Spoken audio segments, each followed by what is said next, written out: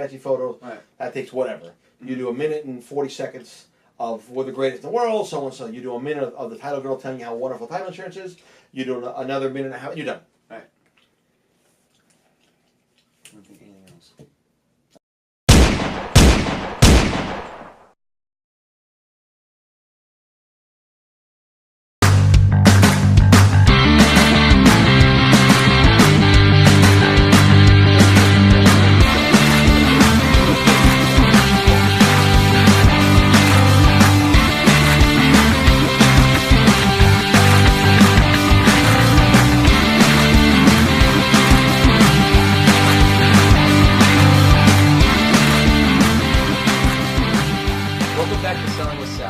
Brings you new listings and insight from Miami to you.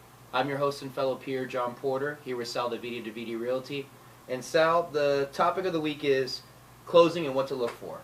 We're finally at the closing. Right. Is this the last step? Is this the last step? This is kind of the last step. Okay, yeah. okay. Again, we started this process from the very beginning. How you find a house. We find a house. We talk about inspections. We talked about the appraisals. We talked about getting a mortgage. We talked about all the steps to get to this point. Now we've done all that. Now it's time to actually go buy our house, to actually close on our house. All right, I'm looking at my questions here. Is this where I bring my money, like at this closing? Yeah, this is the time when you have to say, okay, I bought the house for $300,000. I got a bank lend me 90%. Now I bring my balance of the money. I pay my closing cost. And now is when you have to actually bring the money to the bank. Oh, so I got a check, hot and ready. This is where I bring my check. This is the big part. Yeah, this is the good part. Okay, cool. Do I now own the house after I pay for it? Yeah, once once this closing is complete, and the seller has signed over the papers, that property is yours, for better or for worse. Okay. So I mean, if the next day you find oil in the backyard, congratulations. Right. If unfortunately it burns down, you work your insurance. But at that point, that transfer of title has been completed. Right. So all the survey, the inspections, all the things we went through before, that's it. It's done. This is it. This is pretty much that's it. Okay. Okay. Good. Let me see. I'm looking else. Who has to attend the closing? In most cases, you have your sellers, husband, wife, individuals, and in your case, it'll be you as the buyer. If you're buying by yourself, then it's just you, or who you're buying the property with. Okay. In most cases, the realtor will attend. Okay. And there'll be some type of closing agent there, whether it's attorney, whether it's a closing agent, somebody who actually walk you through the process. Okay. The bank will not attend.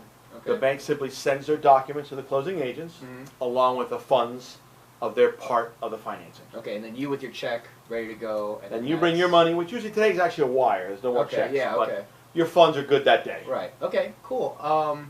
Anything else you want to talk about it, and then? No, again, I think the importance of the closing is to make sure everything you promise you're getting. What does that mean? You got the interest rate you were told, you got the payment you were told, the insurance that you talked about you have, any credit you're going to get from the seller you now have. In that closing, it's how the realtor gets paid. It's very important. It's how you pay all the stamps on the deed for the mortgage, etc. I got a question. Is this where you read this? Are you reading this now? Did you have a week to look at these papers? I'm assuming you go through the whole steps, or what? You should get these documents probably 24 hours in advance. Okay. Yeah, but it's similar to leasing a car. There's so many documents there. It's hard to go through. You can obviously bring your own lawyer, right, and that helps with the process. And again, you have as much time as you want, right, to read documents, to check documents, check the numbers, make sure you know what you're getting. Because once that closing takes place, it's hard to come back and complain. Right. Yeah. Well, just to say it again 1,000 times over, this is it. Like, you sign, you're stuck with it. You bought the meal. Okay. Cool. So, I mean, that's basically it. So oil or a hole in the foundation. Either way, that is the actual closing that takes place, and the process of buying the house is over. You're now the owner of the house. Okay. Cool. Well, with that, we're going to go to the expert of the week, and then we'll be back with the property of the week. We're here with the expert of the week, Hector Pena. Hector, thanks for coming on again. Thank you. I believe it was episode 4 or 5. We're going to have to look back, but this is the second time Hector's on. He's really helping us out with the show. Hector, now we're at the point of a closing. What do we look for in a closing? Well, the closing, depending which side you're going to be at. If you're a seller, for example, you're going to be signing a deed. Just signing the deed to the house to the buyer. You're going to be signing a closing disclosure, which is going to tell you everything that is being charged and how much money you're going to get at the end of the closing. You're going to sign some affidavits to protect the buyer, to protect some of the other parties that are involved in the transaction. And that's pretty much it. And then you'll either get a check or a wire for the money. Okay, so if I'm the buyer, this is where I bring my money? If you're the buyer, you have two scenarios. If you're a cash buyer, Mm-hmm. you're going to sign very, very little amounts of paperwork. You're going to come in, you're going to sign some affidavits, you're going to sign your closing disclosure, you may sign 2 or 3 other pieces of paper, and that's it. Mm-hmm. If you're a buyer that's financing, you're going to sign anywhere between 60 and 120 pages. Whoa. You know, going through at least 60 or 120 pages of documents.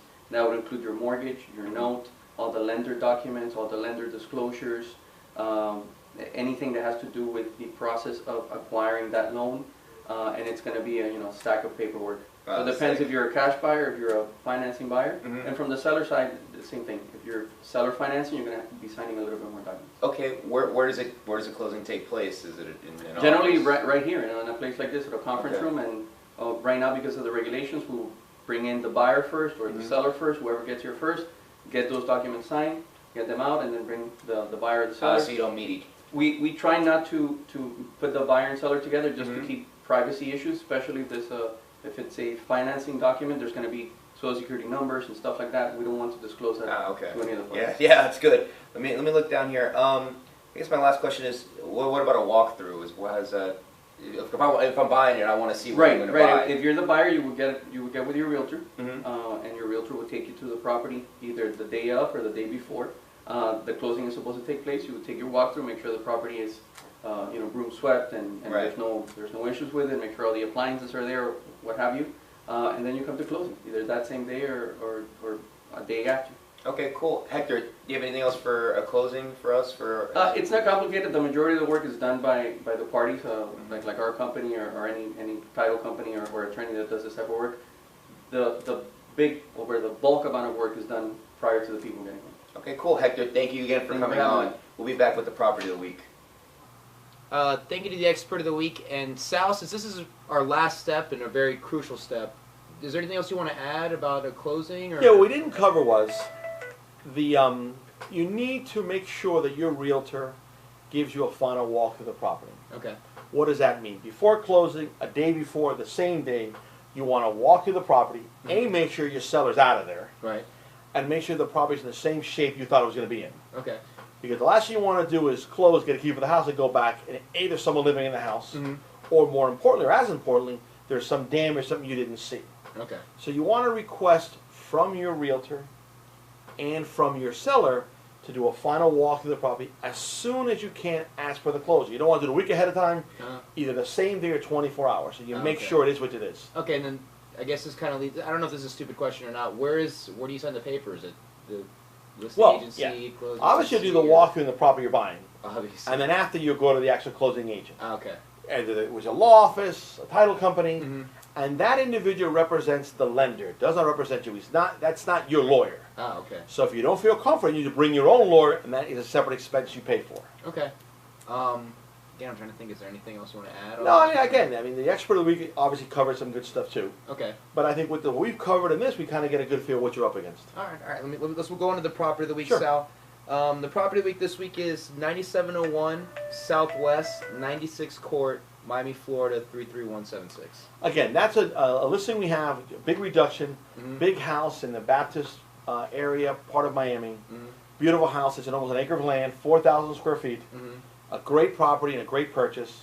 Again, it's above most people's price point. If you're looking for a nice house, a big house, please consider it. Yeah, it's a corner lot too. Corner lot, a beautiful area, $1 million houses around you. It's a good purchase for the right person. Okay, cool.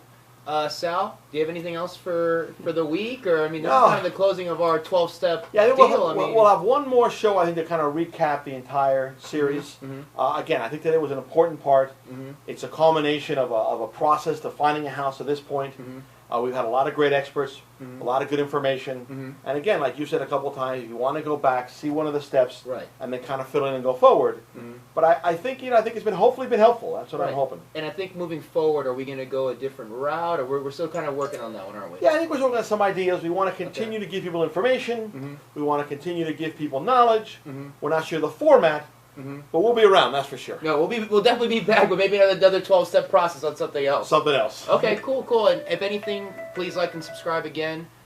We appreciate all of you for watching. Thank you again, Sal, for the lesson, and from the Vida Realty.